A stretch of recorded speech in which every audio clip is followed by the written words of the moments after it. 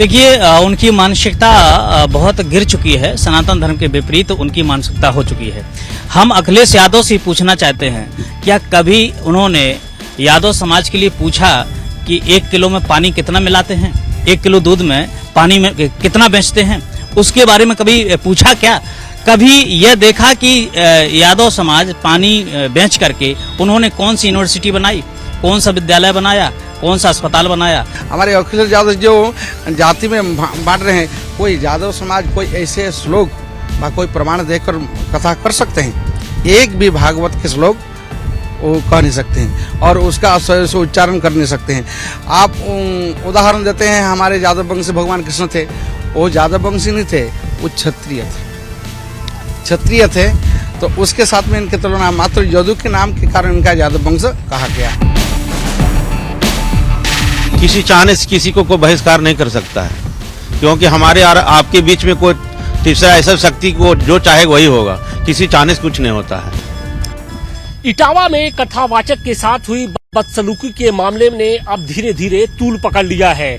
Samajwadi party इस पूरे मामले को जातिवाद का रंग देना चाहती है, तो दूसरी तरफ भारतीय जनता पार्टी इस मुद्दे के बहाने अब समाजवादी पार्टी को घेर रही है। लेकिन सवाल इस बात का है कि संत समाज इसे लेकर आखिर क्या सोचता है। समाजवादी पार्टी के मुखिया अखिलेश यादव की ओर से कहा गया कि बहुत सारे ऐसे कथावाचक हैं जो अंडर टेबल पैसा लेते हैं, लेकिन हमारे साथ बहुत से ऐसे संत भी हैं जो कथा कहते हैं, भागवत कथा कहते हैं। कथा व्यास संघ के राष्ट्रीय अध्यक्ष बालक दास जी भी हमारे साथ हैं। गुरुजी, जिस तरीके से अखिलेश यादव जी ने ये आरोप लगाया कि बहुत सारे जो संत हैं, जो कथावाचक हैं, अंडर टेबल पैसा लेते हैं, मोटा पैसा लेते हैं। देखिए उनकी मानसिकता बहुत गिर चुकी है। सनातन धर्म के विपरीत उनकी मानसिकता हो चुकी है। हम अखिलेश यादव से पूछना चाहते हैं, क्या कभी उन्होंने यादव समाज के लिए पूछा कि 1 किलो में पानी कितना मिलाते हैं, 1 किलो दूध में पानी में कितना बेचते हैं, उसके बारे में कभी पूछा क्या? कभी यह देखा कि यादव समाज पानी बेच करके उन्होंने कौन सी यूनिवर्सिटी बनाई, कौन सा विद्यालय बनाया, कौन सा अस्पताल बनाया? लेकिन अगर धीरेन्द्र कृष्ण 50 लाख लेते हैं तो उन्होंने इतना बड़ा जो कैंसर का अस्पताल है बना करके खड़ा कर दिया है।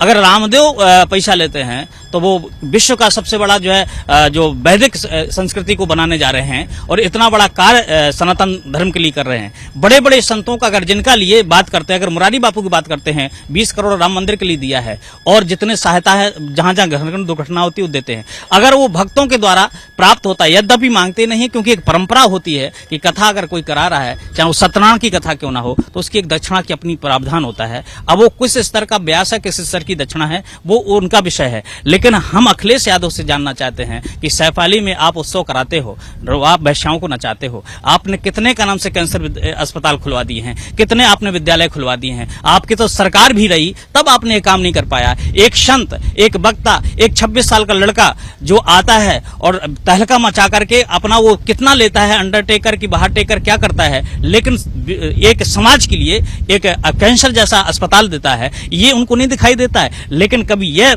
नहीं उठाया। आप कहते हैं कि हर जाति का व्यस है, ठीक है, अच्छी बात है, हर जाति का कहे, लेकिन जो कथा कर रहा है, हम कहते हैं कि यदुवंशी समाज के जितने कथावाचक हैं एक बार आ जाएं और एक श्लोक को शुद्ध बांस दें, हम प्रमाणित कर देंगे तुम कथा करो। एक श्लोक अगर श्रीमद् भागवत के शुद्ध बांस दें और जितनी उनकी बच्चियां हैं, यादव कथावाचक हैं, चाहे वो गोल्डी हो, चाहे वो रश्मि हो, चाहे और सारी बच्चियां हैं या ब्रजेश हैं, ये सारे लोग शास्त्री लिखते हैं। हम उनसे पूछना चाहते हैं कौन से विश्वविद्यालय से उन्होंने शास्त्री डिग्री प्राप्त की है। अपने मनगढ़ंत इन पर कभी कार्रवाई करने के लिए अखिलेश यादव ने मांग नहीं की कि भाई तुम फर्जीवाड़ा क्यों करते हो, आप फर्जी डिग्री क्यों लगाते? यहाँ पर ब्राह्मण हो या कोई भी व्यक्ति जब पढ़ाई करता है तो जीवन अपना बिता देता है, मन लगा करके पढ़ना पड़ता है, जब जाकर के उसको डिग्री प्राप्त होती है, चाहे शास्त्री को, चाहे आचार्य की। आप मतलब कुछ नहीं किए हो, पढ़े तक नहीं हो, 4 ठो गाना सीख लिए हो, उस पे आप शास्त्री लगाने लगे, तो ये फर्जीवाड़ा नहीं है? इस पर क्या एफआईआर नहीं होना चाहिए? तो क्या अखिलेश यादव इस तरीके की जो राजनीति है उसको और बढ़ावा दे रहे हैं क्या? जी बिल्कुल, राजनीति को पूर्ण रूपेण से अभी उन्होंने पहले क्षत्रिय और शूद्रों को लड़ाने का कार्य किया था, अब वो ब्राह्मण और यादवों को लड़ाने का काम कर रहे हैं। अभी हम तो पूछना चाहते हैं कि जा रहे हैं ना आजमगढ़ में उद्घाटन करने के लिए जा रहे हैं अपने कार्यालय अपने घर का, पूछेंगे कि ब्राह्मण पूजा कराने वाला है कि यादव कराने वाला पूजा है, वो भी हमको बताएं कि पूजा किससे करवा रहे हैं, वो ब्राह्मण से करवा रहे हैं या यदुवंशी किसी समाज से करवा रहे हैं, इस चीज को हमको बताना चाहिए ना। अभी 5 दिन पहले पूजन करवा रहे थे, ब्राह्मण से करवा रहे थे, क्यों करवा रहे थे भाई ब्राह्मण से? आपको यादव बुलाना चाहिए ना। आप कहते हो कि हम ब्राह्मणों से पूजा पाठ, उनके लोग समाज के लोग कह रहे ब्राह्मणों से पूजा पाठ नहीं कराएंगे, ब्राह्मण अगर कहते कि हम तुमसे दूध लेना बंद कर देंगे, तो ये ब्राह्मणता बढ़ेगी कि घटेगी? आपस में जो हिंदुत्व का भाईचारा है उसको आप मेटने का कार्य कर रहे हैं, आप कलह का काम कर रहे हो। जो देश बढ़ रहा है, विश्व गुरु की ओर जा रहा है, उसमें तुम टांग अड़ा रहे हो कि विश्व गुरु ना बन पाए, सोने की चिड़िया ना बन पाए, उसके लिए तुम एक कलंक बनने जा रहे हो। वर्ण व्यवस्था को लोग पीछे छोड़ते चले आ रहे थे, अब समाज में किसी तरीके का कोई भेद नहीं दिखाई पड़ रहा था हाल के सालों में अगर देखें, लेकिन अपनी एक राजनीति के लिए हम देख रहे हैं कि ब्राह्मण यादव तमाम तरह की बातें हो रही हैं। एक छोटे सी घटना ने एक अलग रंग दे दिया गया उसको। ये मात्र हमारे अखिलेश यादव जो है ये वर्ण व्यवस्था के भेद करने के अलग अलग जाति से बांट रहे हैं। हमारा शास्त्र में वर्णन है चातुर्वर्णम मया शिष्टम गुणकर्म विभाग सब, ठीक है। 4 वर्ण ब्राह्मण क्षत्रिय वैश्य शूद्र। ब्राह्मण के काम है पूजा पाठ करना, क्योंकि शास्त्र में वर्णन है दैवाधीनम जगत सर्वम मंत्राधीन च देवता ते मंत्रा ब्राह्मणाधीना तस्मिन ब्राह्मण देवता। ब्राह्मण के लिए देवता प्रयोग आया है, ठीक है। और संत के लिए विप्र धेनु सुर संत लीन मुनिज अवतार। तो धर्म के प्रचार प्रसार करने के लिए एकमात्र ब्राह्मण के संत के हैं। भागवत महापुराण में वर्णन आता है विरक्त वैष्णव विप्र वेद शास्त्र विशुद्ध कृत दृष्टांत कुशल धीर वक्ता कार्यति निष्प्रिय। जो गुरु परंपरा से वेद शास्त्र का अध्ययन किया है, पुराण का अध्ययन किया है, वही व्यक्ति प्रवचन कर सकता है। हमारे अखिलेश यादव जो जाति में बांट रहे हैं, कोई यादव समाज कोई ऐसे श्लोक व कोई प्रमाण देकर कथा कर सकते हैं? एक भी भागवत के श्लोक वो कह नहीं सकते हैं और उसका से उच्चारण कर नहीं सकते हैं। आप उदाहरण देते हैं, हमारे यादव वंशी भगवान कृष्ण थे, वो यादव वंशी नहीं थे, वो क्षत्रिय थे।